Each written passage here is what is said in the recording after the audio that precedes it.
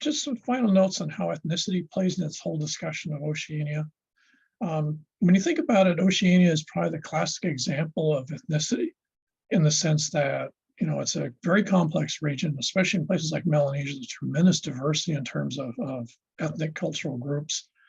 And yet what you have is you also have this overlay of, Euro-American stereotypes of the Pacific, which are so powerful and so, financially and politically driven that they almost swamp the idea of self-identity in much of the Pacific, especially in Polynesia. And this leads to a very interesting situation, which to a certain extent, she also deals with the whole Russia-Ukraine conflict, which is, if you go back to our original definition of ethnicity, it requires two parts. One is self-identity, in other words, who you say you are, and the other is group validation of that. And if those two things aren't met, you have to have both of them. If only one of those two is met, then it really isn't ethnic in the sense that, it's part of a social movement per se. And you see that, classically would say the Russia-Ukraine conflict, and Ukrainians have a very strong sense of ethnic identity. The Russians have what they argue is a sense of Rus or Russian identity, which also conflates within it Ukraine. So the Russian attitude is their idea of ethnicity supersedes and is more dominant, more powerful than the Ukrainian one. Therefore, the Ukrainians are actually part of the Rus. And what you see here is this classic issue of, since ethnicity can be any group, since there's no defining characteristic, doesn't have to have language, doesn't have to have religion, doesn't even have to have place. You end up with these in some cases very conflicted, and right now, of course, into a shooting war, conflictions about ethnicity and who decides, who defines, who's a member, who isn't. Especially in the Pacific, that becomes an enormous issue. Pacific Islanders traditionally in the last couple of 100 years have always been under the sway of colonial influences. And as I mentioned earlier in these presentations, those colonial influences had very little interest in who Pacific Islanders actually were. They basically told them who they were. And in the late 20th, 21st century, that's sort of parlayed into two forms. One would be the whole tourism view of Pacific Islanders, specifically Polynesians, with the idea that you are, this. Which is, of course, basically the entire driving engine of tourism, both here in Hawaii and also in French Polynesia, for example. And also explains why places like Samoa and such do not have, really any relative success with tourism, simply because they either don't accept that premise, or they don't fit it, and they're not willing to buy into it to the extent that happens here in French Polynesia. But what that also means then is in large part, especially here in Hawaii, more so than French Polynesia, is that you end up the basic sort of ethnic identity is actually a relatively small proportion of the population. Only roughly 20-25% of the population here in Hawaii identifies with being Hawaiian. And that's actually in terms of, language, identity, et cetera. And that's not including folks that see themselves as multicultural or multi-ethnic. And so in that context, what you've got is tourism is entirely driven by a minority, in the sense that tourism is tapping a set of images that they label a minority with. It's not actually necessarily part of Hawaiian identity, but nonetheless drives the tourism image. And if you think about it, the classic example is what's entirely missing is discussion of local in that. If you're local Japanese, Okinawan, Korean, Haole, whatever mix, you don't fit the tourism definition here. Tourism is a Hawaiian thing.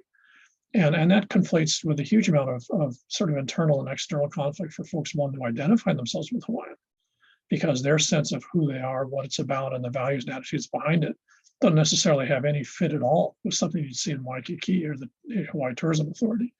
On the other hand, there's an enormous amount of money generated. So a lot of folks that aren't Hawaiian see a tremendous amount of value in buying into a Hawaiian stereotype generated by tourism, because it pays the rent, makes business, et cetera.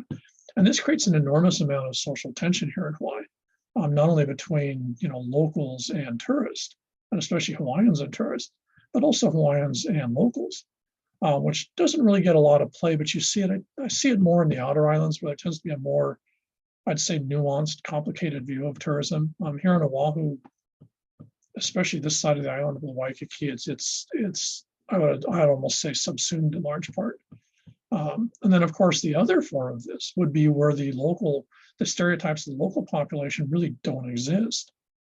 And that would be Micronesians, or if you're Chokese or Marshallese or something like that, not only does the mainland United States, of which you're intimately related to, have any sense of who you are, to the extent that if you identify yourself with Chukis, I can guarantee almost anywhere in the mainland, they have no idea what you're talking about. And if you say Federated States of Micronesia, they still don't have any idea what you're talking about. But even here in Hawaii, on the relative identity of Micronesians is very problematic and very complex, or actually it's very simple. There's very little interest and understanding of the complex diversity of those populations here. So in that situation, if you think you've got sort of two versions of ethnicity, one would be the stereotyped ethnicity that generates revenue, which would be tourism stereotypes of Polynesians.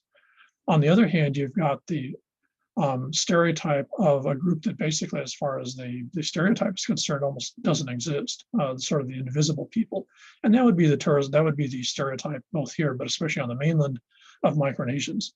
Both are incredibly difficult to live with. Both are incredibly difficult to deal with. And, the terrifying thing about stereotypes is they have enormous amount of power and persistence. And it seems to a certain extent that education very rarely makes any sort of conceptual change in the majority population that generates and consumes the stereotypes. Changes occur slowly. If you go back to way before you guys were kids, your parents' generation, then, for example, there were enormously negative stereotypes of Samoans and Tongans here. Those have slowly morphed in time, but I'm not really sure how much they had to do with Tongan Samoan intent to educate and just sort of the general population finally sort of maybe growing up and seeing them as people rather than two-dimensional stereotypes. I've never seen a particularly good study of how long it takes stereotypes to shift. But from the evidence here, it's a long time, and it's generated by the folks that have the stereotypes. It's not generated by the folks that are stereotyped. And that leads to some real interesting complications for the future here in the Pacific in terms of, ethnic identity, self-identity, tourism, finances, resources, and all these sort of complex issues that all sort of play into each other.